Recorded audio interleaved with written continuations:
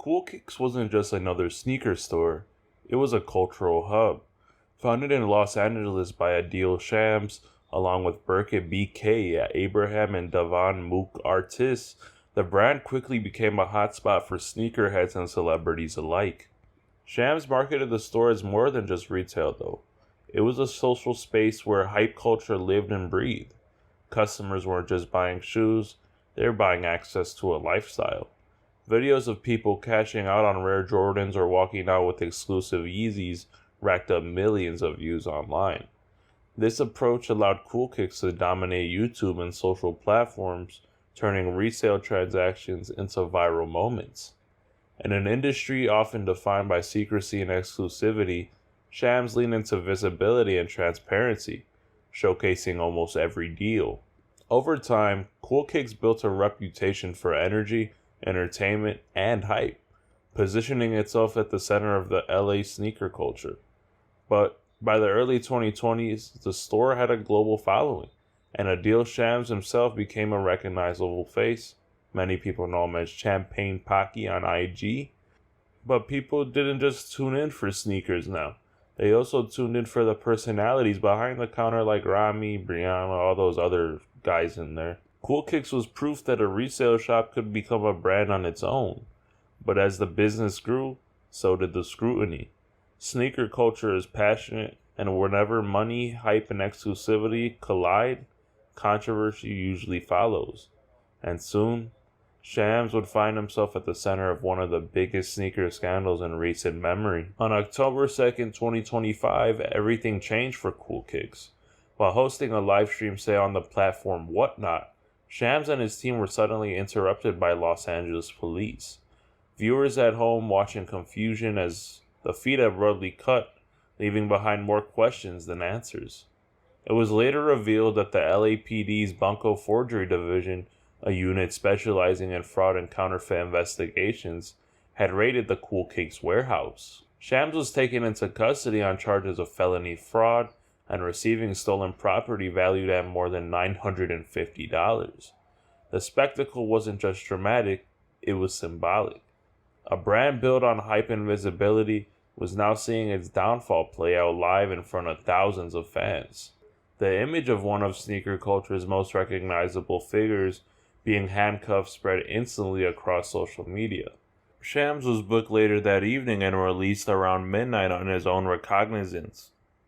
Reports confirmed that his next court date is scheduled for October 23rd in Los Angeles Superior Court.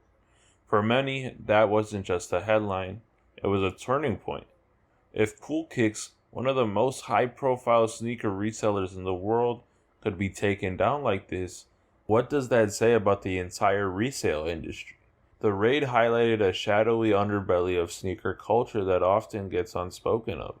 The questions of authenticity, legality, and trust. So what exactly is Adil Shams being accused of? Officially, the charges involve fraud and receiving stolen property. The details remain scarce, but the involvement of Bunko Forgery Division suggests suspicions of counterfeit or fraudulent goods.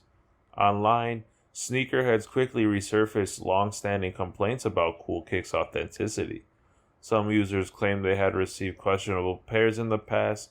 Others pointed to inflated prices and shady business practices. None of this has been proven in court, but the allegations have now resurfaced with renewed urgency. Adding to the chaos, Whatnot, the platform CoolKicks used for live stream selling, suspended the store's account after the raid. This raised further speculation that the issues went beyond a single incident. Could this have been a long-running problem hiding in plain sight, or was it just an isolated mistake amplified by CoolKicks' visibility? Right now, no one has all the answers, but what we do know is that Shams was briefly jailed, booked on felony charges, and is now awaiting his day in court. Until October 23rd, the sneaker world can only speculate about how deep this situation goes. The CoolKicks raid isn't just about one man, it's about the resale industry as a whole. Over the past decade, sneaker reselling has exploded into a multi-billion-dollar business. Platforms like StockX, Go, and now Whatnot have professionalized the practice, but controversies over fakes and frauds still linger.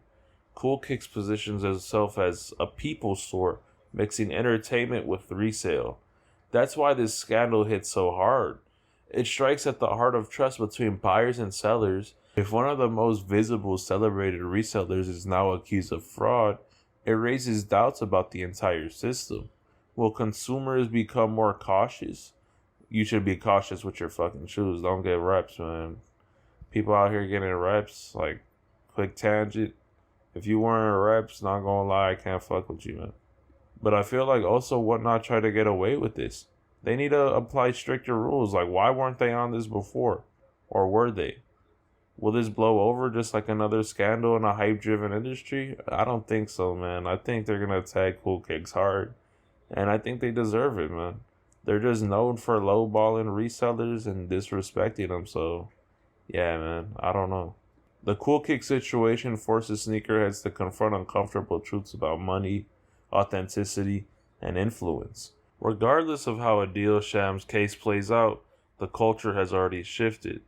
The once untouchable empire of CoolKicks has been shaken to its core, and sneakerheads everywhere are left wondering, if the face of resale could fall this quickly, who's really safe?